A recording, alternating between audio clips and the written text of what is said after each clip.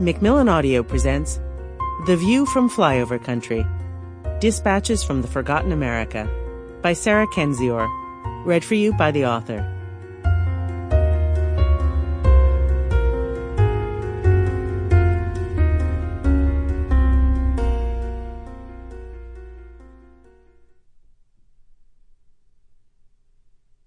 Introduction. The Audacity of Despair. This is a collection of essays I wrote between 2012 and 2014. It covers topics such as the collapse of the U.S. economy, the abandonment of the American heartland, the loss of opportunities for youth, the rise of paranoia and the erosion of social trust, the soaring cost of living, and the transformation of industries like media and higher education into exploitation schemes for elites. An old adage says to write what you know. As a journalist living in a decayed Midwestern city waiting and waiting and waiting for the Great Recession to end, that was what I knew. Now, almost 5 years after I originally wrote those essays, it is still, unfortunately, what I know. I did not set out to write a book, and I certainly did not expect this book to become a guide for those struggling to understand what happened to the United States in 2016 and the mass frustration and rifts the election of Donald Trump exposed. I simply wanted to cover what were, at the time, topics very few of my colleagues wanted to discuss: systemic corruption, the breakdown of institutions, and a post-employment economy where you pay to play or you fall through the cracks.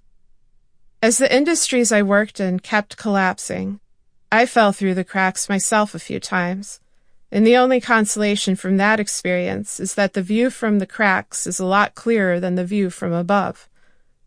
I was not alone in my frustration, as I watched friends from all walks of life, people with education levels ranging from a GED to a PhD, people from all sorts of professions and backgrounds, face that same feeling of futurelessness and receive the same empty assurances.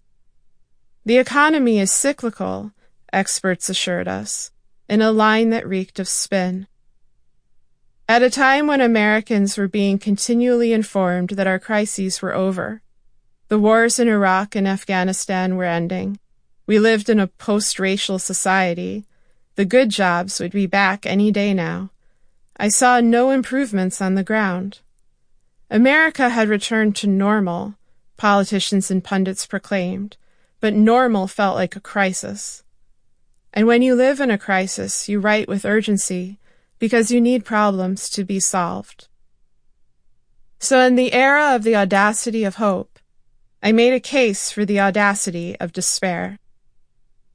This is where you may be thinking to yourself, wow, this is going to be a really depressing book. And it might be, but that never was and is not my intent. One cannot solve a problem until one acknowledges a problem exists. That is the lesson that Americans learned the hard way during the 2016 election and its aftermath. It is easy, when people feel frightened and abandoned, for a demagogue to exploit those feelings of despair for political gain. It is easy for that demagogue to translate fear into fanaticism, to shift extremism into the mainstream and market it under the guise of populism. By the time buyer's remorse hits, a new and more brutal political culture has arisen. A gaslit nation becomes engulfed in flames. The United States' current contentious climate is the flip side of the false promise of hope we saw half a decade ago. In the aftermath of the recession, hope was wielded like a weapon by corporations that lured in desperate Americans with exploitative assurances. Work for low wages now, and you will be rewarded with a raise later. Rack up college debt because a steady job is guaranteed. Hope was flaunted by pundits and politicians safely ensconced in elite coastal enclaves, who implied, with their endless proclamations, that prosperity... Sample complete. Ready to continue?